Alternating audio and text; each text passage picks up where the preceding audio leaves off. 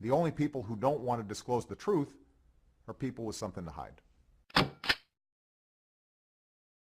I would urge you right now to go to our website, khow.com, and see the ad that is now running this morning in the New York Post. They've accepted this full-page ad declaring Barack Obama's real biological father, the late CP member Frank Marshall Davis. Please say good morning. He's become a companion to our show. We spoke off air this morning. He didn't know about the USA Today ad. His name is Joel Gilbert, and he's one of those guys that just is a very brave guy who steps forward. And he got his ad in the paper.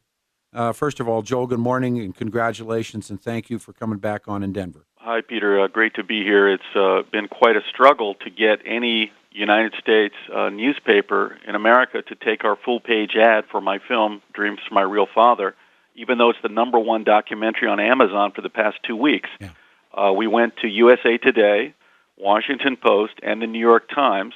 All three of them refused to carry an advertisement for a DVD because it was something that exposed the truth about Barack Obama. And I was shocked this morning, just as a coincidence, that we finally got a newspaper, which was the New York Post, to run our full-page ad. It'll be in there today and also Sunday, to find out that 2 of those 3 newspapers that turned us down didn't want our money, is carrying a full-page ad for an anti-Romney ad. So it just shows their bias. It's just so obvious. Well, what's interesting to me in the USA Today that you offered $90,000 to would not take your money nor your ad. This ad could be your ad, except it says the headline is, and it's a full-page ad, page 5A. It's the entire page. Larry Flint and Hustler Magazine announce a cash offer up to, in big black letters, $1 million for information about Mitt Romney's, and this is what it says, unreleased tax returns and or details of his offshore assets, bank accounts, and business partnerships. Big, bold script. What is he hiding? Can you provide documented evidence of your claims? Larry Flint and Hustler will pay you up to $1 million if we publish your verified story. Call 1-800. I would urge everybody to call 1-800-251-2714 and ask those guys when they're going to take out one of these ads about Barack Obama and a litany of things that he's hiding. Well, just imagine if you were a stockholder or a shareholder or an owner in some way of USA Today, New York Times, or the Washington Post, and you find out that they turned down my $90,000 and wouldn't take the money for a commercial product that's #1 on Amazon, and they're instead only taking half of the money they could have earned and accepting Larry Flint, of all people, let's look at his moral background, of all people, and rejecting a commercial DVD that has investigative journalism that is relevant to every American. And, of course, the purpose of this ad isn't, and you document what you say, the purpose of this ad is anybody can say anything they want, and it really is just, it's just an ad that says Mitt Romney's a liar. No, but I mean, how many people can really do what he's asking them to do? And the answer is, of course, maybe none. But he still gets this out. You know, I was sitting there thinking during the news, do you and I want to call the 800 number and tell them who you are and ask them if they're going to do this for, if you offered them the same amount of money, or would you do the same? I mean, I'm trying to kick this around in my head. I'd like to give him a hot foot. Well, we talked to the advertising director at Washington Post and USA Today, and we submitted the ad, and they kicked it up the ladder. They sent it to the next department, and went all the way to the top of both of these organizations, and they both came back and told us that the ad was not for them, that they wouldn't take our money. And we said, why? And they said, well, we just think that it's not something that we should be carrying. Now, this is a DVD. It's investigative journalism. It's for sale. It's in the marketplace. Now, you compare that to what you've read to me about a blatant political opinion piece. Absolutely. And it just shows you how corrupt the American media is. Well said. And that's why talk radio, unfiltered, unbiased radio like yourself, is becoming more and more popular. And that's why your show is so popular, because people know they can get real news and real facts without it being filtered by these corrupt organizations. Well, I don't want to pat myself on the back, but what I see is this story of who Barack Obama is a mystery.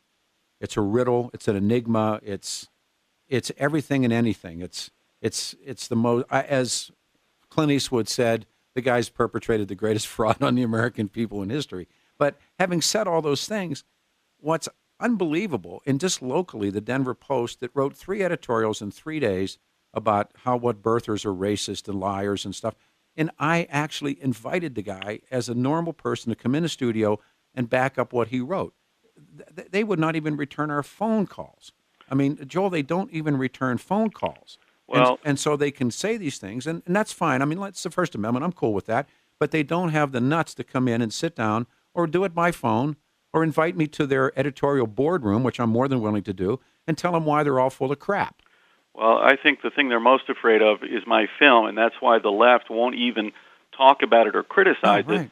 And so because my film, I think, makes people realize that the story of Barack Obama is no longer a riddle. I think we figured it out, yes, that his real father was Frank Marshall Davis, a Communist Party USA propagandist who indoctrinated Obama from age 9 to 18 by Obama's own admission in this radical Marxist anti-white ideology.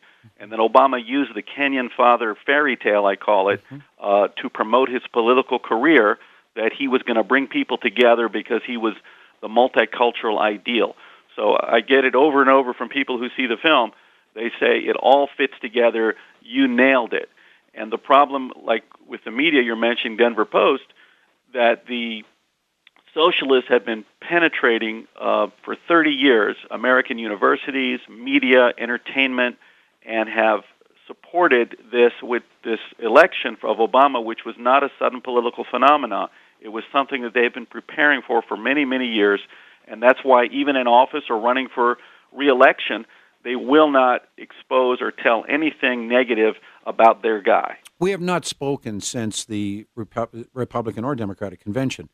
Didn't you think it was interesting that the story of the Kenyan goat herd and the Kansas farm girl, that improbable story, disappeared? Well, unfortunately, the Republican national mainstream establishment campaign and story is focused on this 33-year-old concept that Ronald Reagan used. It's called "Are You Better Off?" ? And they're basing their whole campaign on this old, tired slogan. I agree. And I've tried to tell them, I said, listen, Obama is a sociological phenomenon backed by a massive, corrupt media. You can't trot out something so old and tired and expired and hope to make an impact. The only thing that I think can make an impact is when you go to the core of his support. The core of his support is his so-called personal appeal or likability. The life story. Likability. He's got an inspiring family story. Right. So when people see my film, they realize that Obama has a deeply, deeply disturbing family background that he hid in order to obscure this Marxist political foundation. You know, we had D'Souza on a radio show the other day, and it was a really good interview, but I brought all these things up, and he chooses not to look at those things, and that's obviously his call. But, you know, he projects ahead, and there's a line that says, young men talk about the future because they have no past, old men talk about the past because they have no future. And what he is projecting is what it will be like if. And I bring up all the other stuff that we've worked on, some of it obviously because of your hard work and Jerry Corsi's, and get on a list of people who have worked hard. And he finds a way, and God love him, to look the other way, and that's fine. But here's a question that dawned on me, and maybe you could answer it. If your father lived in Kenya, and your mother did everything what we're told Barack Obama's mother did, how come there was never any correspondence, any letters between this young man, this boy, this child, and his daddy? They never have a letter writing thing. They never talk.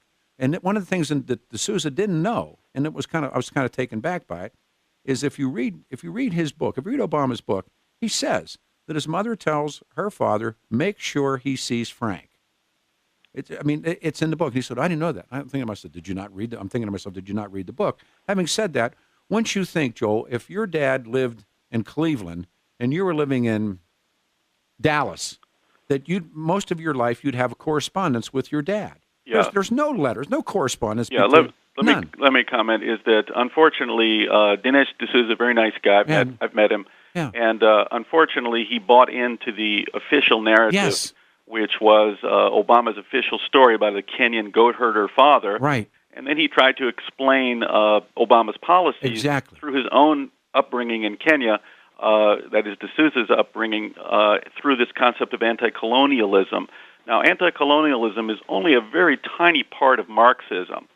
And in D'Souza's film, he claims that when Obama went to Kenya as an adult, 28 years old, that he became an anti-colonialist somehow. Obama showed up at age 18 at Occidental, admittedly as a committed Marxist, to study with the Marxist professors. The Kenyan was a sham marriage at the time to... If it was a marriage. Even if it was. Right. It was to hide an illicit affair between Obama's mother and Davis. I agree. And Davis was raised Davis raised Obama. The mother brought him back at age 9 from Indonesia and essentially told the grandfather, make sure he sees Frank. Imagine, she says, remember the 65-year-old communist pornographer guy that I used to take those pictures with? Get him to him. That's the man that really should be hanging around with my 9-year-old. Now, these were parental visits. Visits. And by the way, Frank Marshall Davis is an admitted bisexual. Bisexual pornographer. Yeah. He's a pretty seedy character, not only politically, in that he was anti-American, a pro-Soviet propagandist, and a suspected Soviet agent. Openly cheated on his wife. Wasn't cheating. I think she was participating. It was a very, it was a whole swinger, very sick background and sick lifestyle. And this is the person that raised Obama and influenced him the most. And you can see it in Obama's policies in the White House. That's why it's very relevant. I show all the writings of Frank Marshall Davis in my film, and you can just see the mirror image of President Frank Marshall Davis Jr., and he's carrying out the dreams from his real father. And I asked D'Souza, I said, don't you think it's... I asked him, I said, who took the nude pictures of Stanley Ann? I realize it's an unpopular question, but it's true. Well, I don't go into that. I said, and he rejects your Frank Marshall Davis train. And I went, no, wait a minute. But if you look at the floorboards and you look at the woodwork in the house, and I said, Gilbert went and looked, and the floorboard, they still match up, and it's his house, and that's where he lived, and that's where he took the pictures. Oh, well. Yeah, well, D'Souza reaches some of the same conclusions I do about the policy in office, but he chose to ignore the real background. Hey, let me do this, sir. Can I get you to hold and come back? Because this is really an important morning with the ad out and then comparing and contrasting. USA Today that turns you down takes this ad out about Mitt Romney. What is he hiding? Right. And here's Barack Obama, who has hidden everything. Right. And they won't take your ad. Everyone, hang on a second. It is an interesting morning. 630 KHLW. The only people who don't want to disclose the truth are people with something to hide.